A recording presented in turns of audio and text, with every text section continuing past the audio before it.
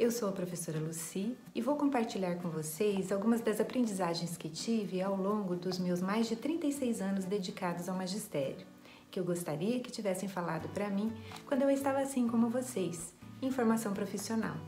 Vamos lá? Tenha gratidão por todos os professores que você já teve. Afinal, eles contribuíram para a sua formação até aqui. Principalmente os professores de metodologia, pois eles ensinaram o valor, a grandeza e a responsabilidade de ministrar uma aula. E também nos fizeram imaginar estar à frente de uma turma, mesmo com frio na barriga, não é? Gratidão especial aos professores de metodologia da educação física, já que essa disciplina possibilita que os conteúdos de todas as outras sejam ensinados de maneira mais integrada. Contribui também para o equilíbrio e o diálogo entre teoria e prática. Afinal, existe melhor maneira de aprender do que brincando e se divertindo? Gratidão também para aquele professor que você não tem muita afinidade, pois ele ensinou para você a postura profissional que você não quer seguir. Gratidão, pois tem um pedacinho, uma sementinha de cada um deles em você, assim como cada aluno seu levará um pedacinho e uma sementinha sua. Faça o exercício mais tarde, pensando nos professores que você já teve, nos professores que você tem. Quais te inspiram? E por quais motivos? Já perdi a conta de quantas vezes precisei explicar a importância da brincadeira para o desenvolvimento infantil e a diferença entre a brincadeira de casa e da escola. Para as famílias, quando elas dizem assim para mim, mas eles só brincam.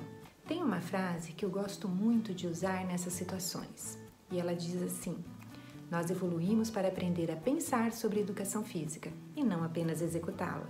Então, brinquem, joguem, cantem, dancem muito, mas expliquem para a criança o objetivo da atividade.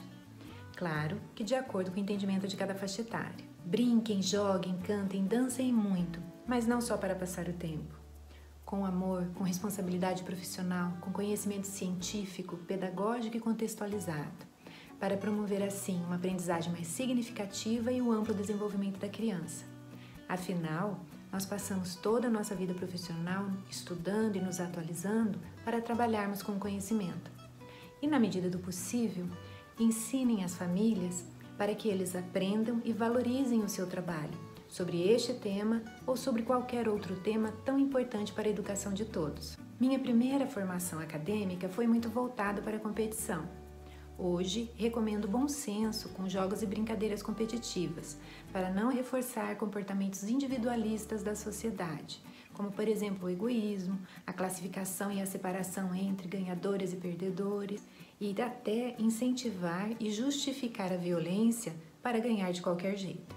Recomendo também para todas as faixas etárias atividades que desenvolvam a capacidade cooperativa. Incentive jogos e brincadeiras para as crianças brincarem umas com as outras e não contra as outras. Proponham o encontro e não o confronto. Assim, elas irão perceber que elas têm ao lado um adversário, um parceiro e não um oponente e um inimigo. Trabalhei, claro, em várias escolas onde as brigas eram constantes. E com o trabalho dos professores, unindo as turmas em atividades cooperativas, era muito gratificante perceber a mudança do comportamento quando eles percebiam que eles tinham um amigo ao invés de um inimigo. E não é bem isso que a nossa sociedade anda precisando? Logo que a criança cresce e deixa de ser tão dependente, nós na escola já as organizamos em fila, não é? E daí começam a acontecer algumas situações curiosas. Já perceberam como uma simples formação de fila pode se transformar numa disputa por centímetros de espaço? Como gera ciúmes aquela criança primeira da fila que tem sempre a oportunidade de segurar a mão do professor? E também a situação de correr. Eles correm para formar fila, eles guardam um lugar na fila para o colega, eles correm para entrar dentro da sala de aula, depois eles querem correr para sair da sala de aula, mas se eles estão em fila, eles não podem passar na frente do outro.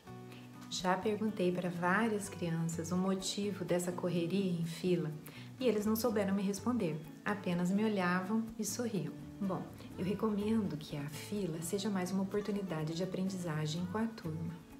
Você pode combinar a cada semana uma nova organização. Pode ser por ordem de tamanho, do menor para o maior e vice-versa.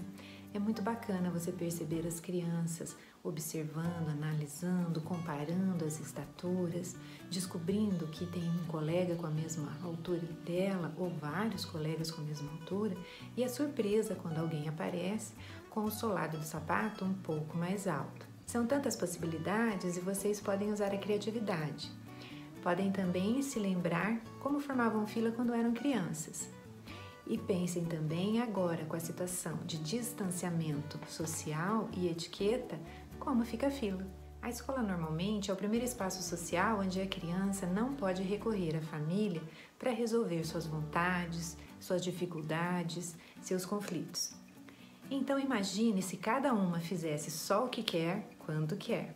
Daí a importância de estabelecer os combinados já na primeira semana de aula, para prevenir conflitos, estabelecer a harmonia e a convivência pacífica, o respeito recíproco e a organização do ambiente da sala de aula e do ambiente das práticas das atividades físicas. Afinal, todos nós, independente da idade, temos direitos e deveres para a prática da boa convivência em sociedade. Recomendo que as regras e os limites sejam estabelecidos em conjunto, para que assim todos se sintam responsáveis pelos combinados. Aprendam a conviver e respeitar os seus limites e os dos colegas.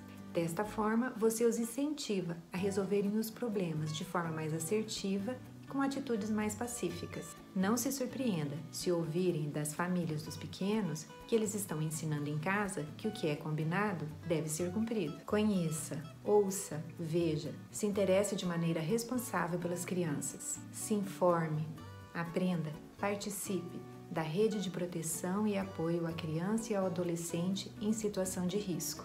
Às vezes, a sua sala de aula é o único lugar onde a criança está segura e você tem o dever de salvá-la usando os protocolos adequados.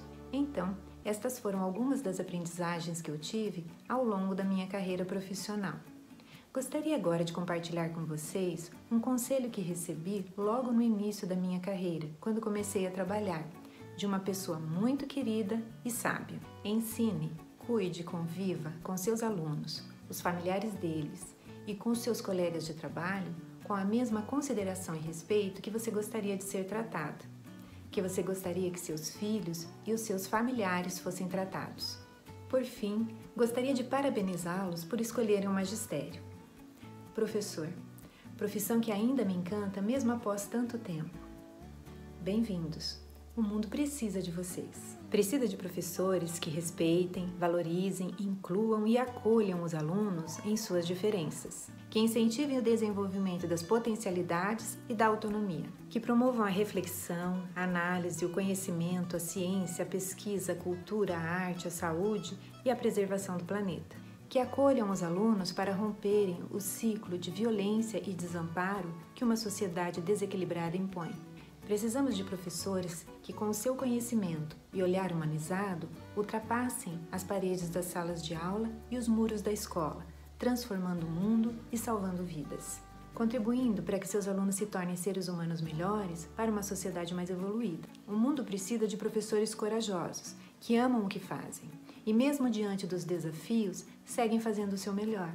Vocês são muito importantes.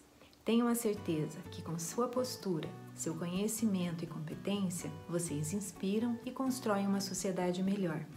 Gratidão, saúde, paz e luz a todos.